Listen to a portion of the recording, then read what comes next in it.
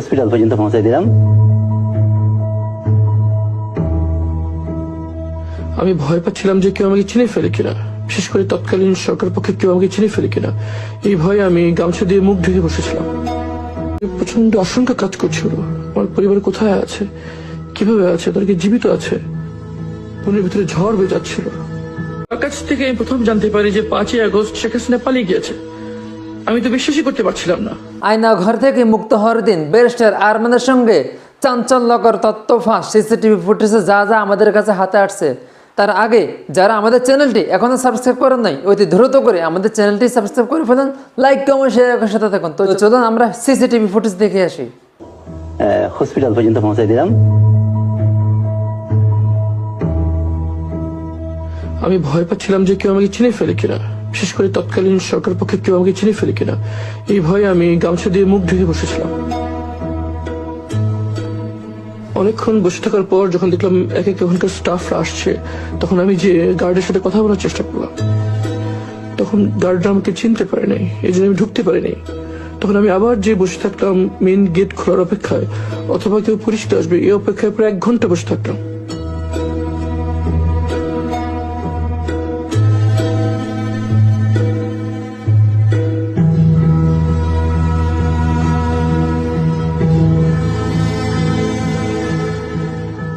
এক ঘন্টার মধ্যে আমি বসে থাকলাম, কিন্তু পরিচিত কাউকেই পেলাম না। এরপর যখন রোগীদের আসা যাওয়ার জন্য প্রধান গেটটি খুলে দেওয়া হয়, তখন আমি ভিতরে চলে যাই।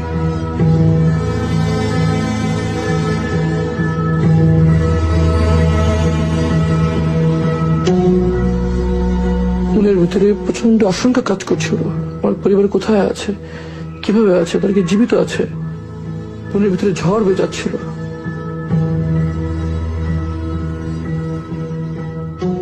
একটু পর ইবনে সিনার পিআর অফিসার আশরাফ সাহেব সেখানে আসেন।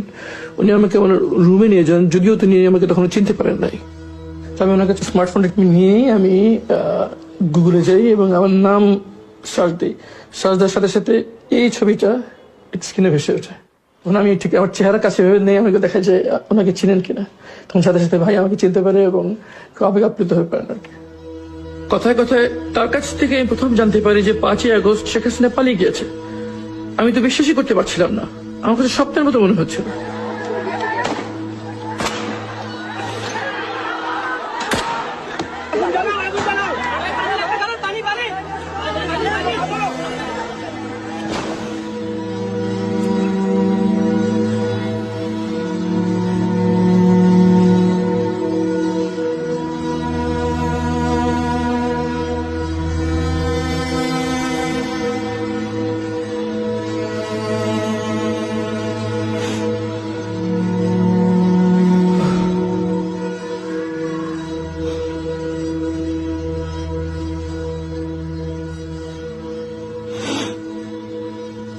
সঙ্গে কি কি হচ্ছিল আপনারা সকলে দেখছেন।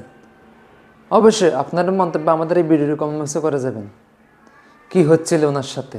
তো যারা আমাদের চ্যানেলটি এখনো সাবস্ক্রাইব করেন নাই, নতুন আপডেট নিউজ পেতে আমাদের চ্যানেলটি সাবস্ক্রাইব করে ফেলেন, লাইক কমেন্ট শেয়ারের সাথে থাকুন। তো ভিডিওটি এই পর্যন্ত ছিল, দেখা হচ্ছে পরবর্তী অন্য কোনো ভিডিও নিয়ে। সেই পর্যন্ত সকলে ভালো থাকবেন, সুস্থ থাকবেন এই কামনা করছি। আসসালামু আলাইকুম রহমতুল্লাহি ওয়া বারাকাতুহু।